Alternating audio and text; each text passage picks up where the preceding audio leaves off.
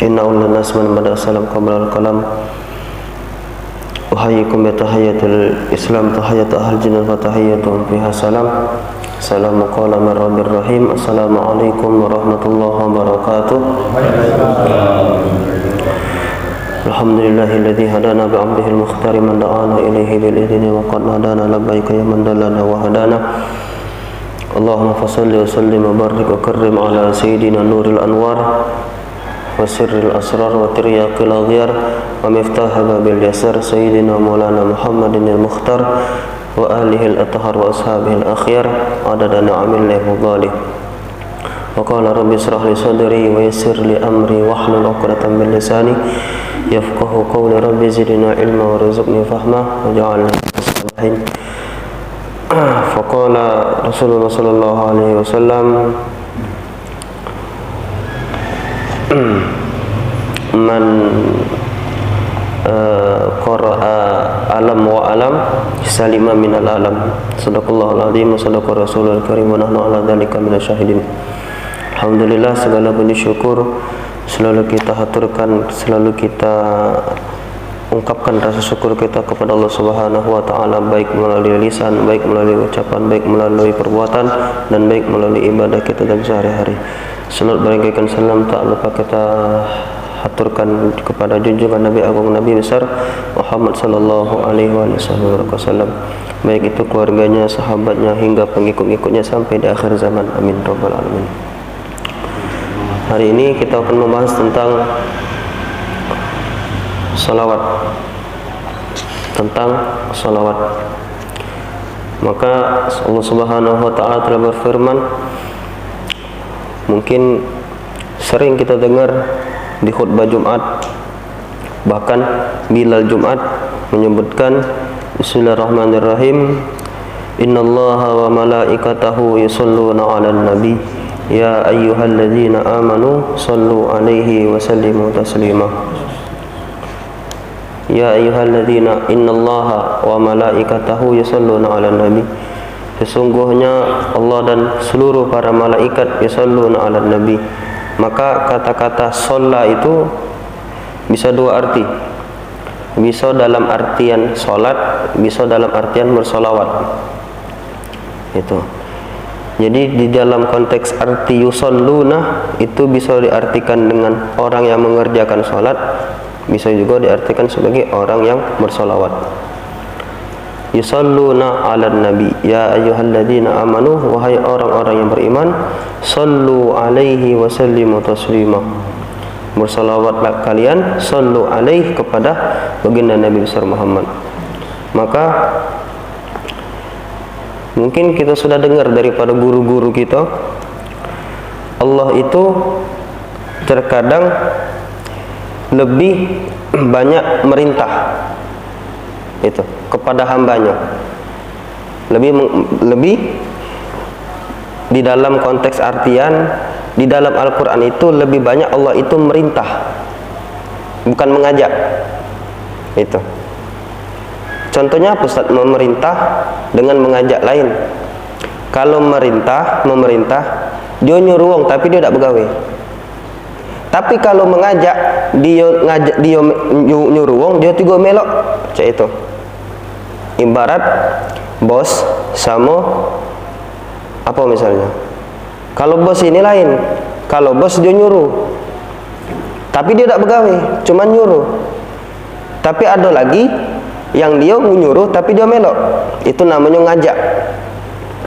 Nah, salah satunya kalimat Allah itu yang mengajak kepada hambanya dalam artian hambanya bersolawat, Allah pun juga bersolawat.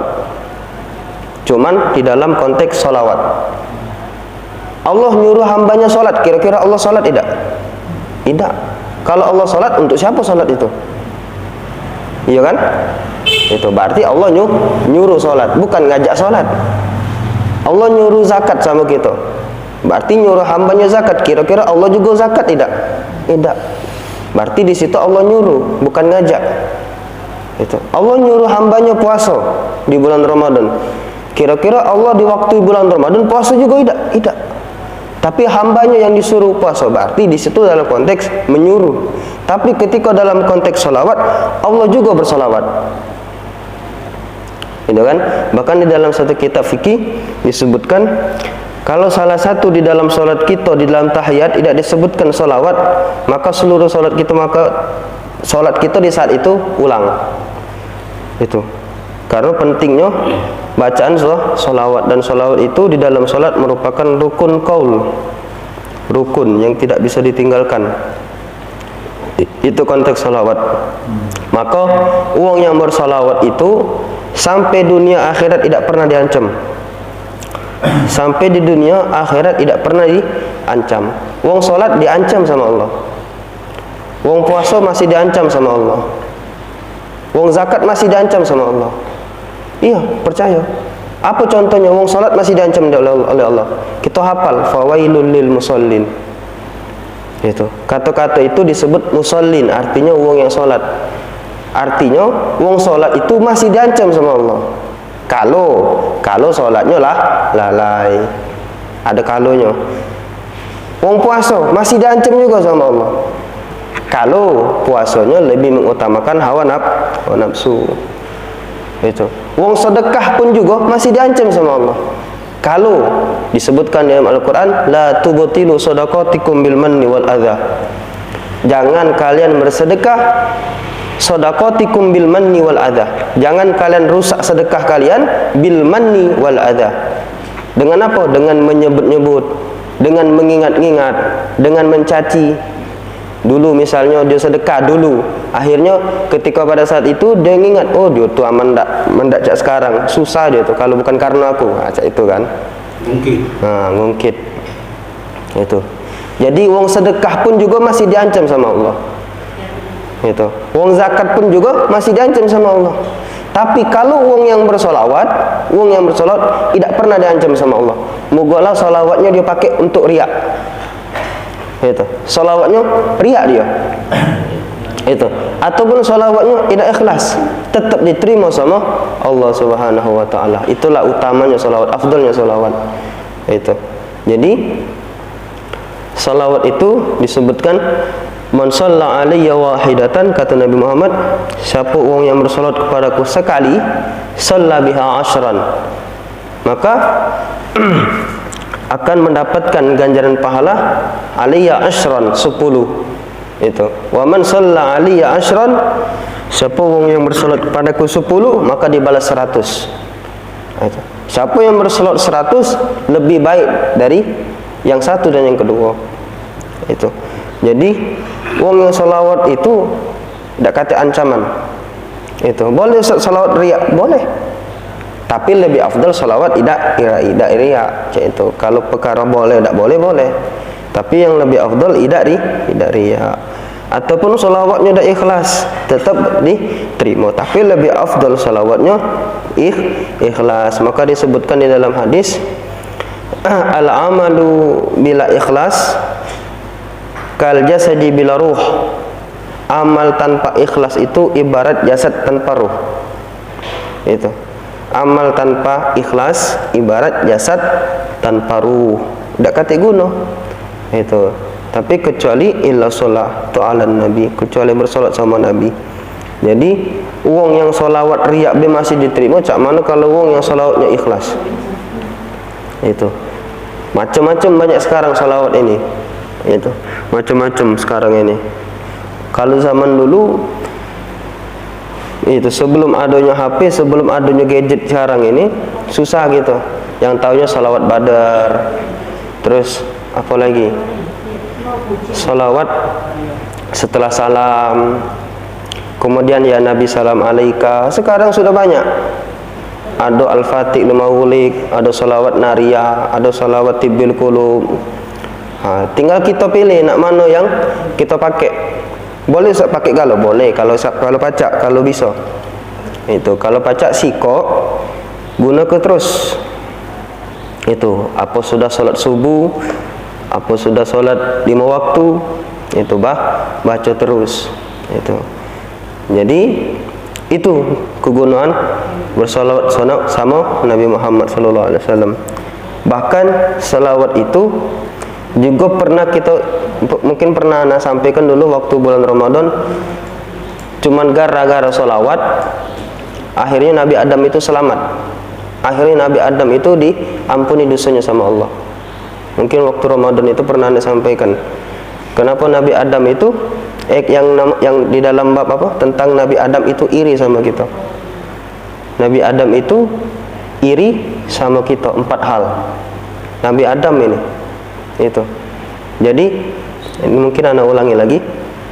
Mungkin ada yang tidak katik mungkin.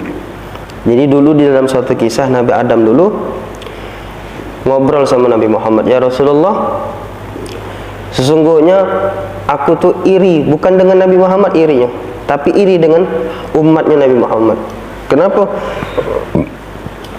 Karena Nabi Adam itu tidak Allah berikan 4 hal kepada Nabi Adam, tapi Allah berikan 4 hal itu kepada umat Nabi Muhammad. Itu. Lantas dia iri. Aku yang titelnya sebagai Nabi, aku yang titelnya kok aku dah dapat 4 ini, tapi ketika umat Nabi Muhammad dapat 4 ini. Itu. Yaitu salah satunya apa? Kata Nabi Adam dulu, ketika aku bermaksiat kepada Allah, aku dalam keadaan menutup aurat. Itu. Lantas ketika aku bermaksiat, aku dibuat malu sama Allah di surga itu. Akhirnya dibukakan aurat aku. Tapi terbalik umat Nabi Muhammad, bermaksiat dalam keadaan telanjang, bermaksiat dalam keadaan terbuka aurat, tapi masih Allah kasih rezeki dia untuk kasih beli pakaian. Terbalik giliran Nabi Adam tadi bermaksiat dalam keadaan tertutup auratnya. Sesudah bermaksiat langsung dibuka sama Allah. Tapi kalau umat Nabi Muhammad bermaksiat dalam keadaan telanjang, tapi tetap Allah kasih rezeki. Itu afdalnya umat Nabi Muhammad. Apalagi yang kedua, salah satunya apa? Kata Nabi Adam, dulu ketika aku di surga, aku cuma sekali bermaksiat. Tapi cuma gara-gara sekali bermaksiat, langsung pisah aku dengan istriku. Itu. Aku Ana lupa di Jeddah, kemudian istriku dilempar ke mana? Di Basrah, itu jauh. Tapi kalau umat Nabi Muhammad berjuta-juta kali maksiat, tapi masih tetap kumpul sama keluarganya. Coba kira-kira kalau seandainya masih ada zaman dulu cak sekarang, zaman dulu ada di zaman sekarang, kita bermaksiat tuh langsung mental gitu. Kita di sini, wong tua kita di sana, adik, nah, tak lama itu. Tapi kalau kita tidak, masih tetap kumpul gitu. Itu kata Nabi Adam, aku iri dengan hal itu. Itu. Terus yang terakhir apa? Kata Nabi Adam, dulu ketika beratus-ratus tahun aku berpisah dengan Siti Hawa. Itu. Lantas ketika itu aku bertaubat kepada Allah, tapi taubatku belum diterima sama Allah. Hingga pada satu saat aku berada di Mekah, kemudian aku mengangkat tanganku dan aku berdoa lagi kepada Allah, dan doa itu aku tambahkan nama Nabi Muhammad. Dan doa itu aku tambahkan di akhirnya dengan nama Nabi Muhammad. Allahumma ghfirli dunubi bi barakatin Nabi Muhammad. Ya Allah, ampuni seluruh dosaku berkah daripada Nabi Muhammad.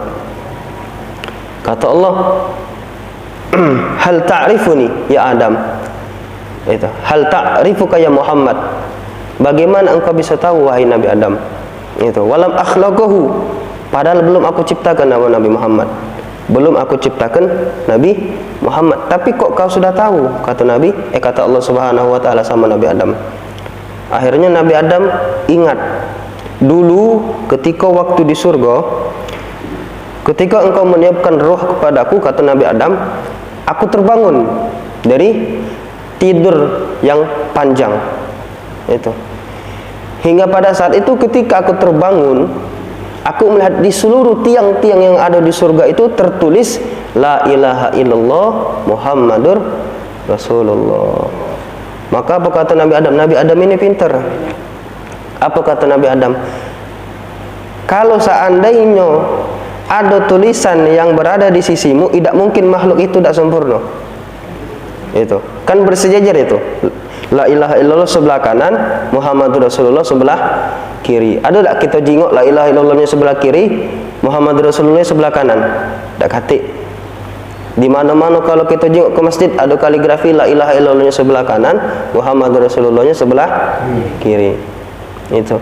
Nah, ketika itu aku melihat ada tulisan Muhammadur Rasulullah. Tak mungkin wong ini wong biasa. Itu, tidak mungkin wong ini wong yang tidak mulia. Itu.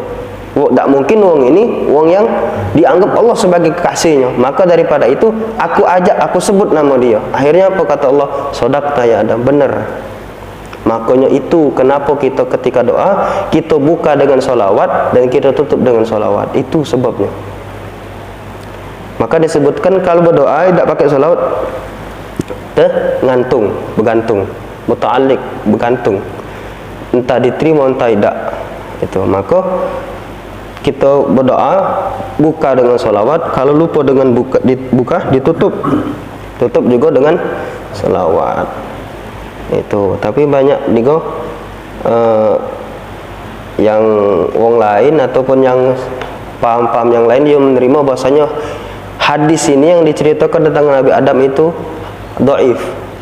Itu dhaif. Tapi yang mendoifkan itu siapa? Siapa? Hasan Al-Albani. Itu mungkin kita tak tahu siapa Syekh Hasan Al-Albani. Itu Syekh Hasan Al-Albani. Itu di antaranya siapa yang mendoifkan? Kaum Salafi. Itu atau pengikut Muhammad bin Abdul Wahhab. Itu yang mendoifkan kisah tersebut. Tapi harus tahu itu siapa yang mendoifkan. Itu mungkin kita besok lebih dalam menjelaskan siapa itu Syekh Hasan Albani. Itu beliau itu Syekh bila Syekh. Dia guru tapi dia tidak berguru. Dia guru tapi dia tidak berguru. Itu yang dia dapatkan selama itu ilmunya dari monoton top dari buku dia. Apa yang dibaca dari buku dia lewat dari pemikiran dia dewek. Itu bukan dari guru-gurunya. Itu Syekh tapi ada sebagian dari antaranya pendapat dia ada yang diterima tapi tidak seluruhnya. Itu sebagian cuman. Karena kenapa? Rata-rata yang dia dapatkan dari hawa nafsu. Itu.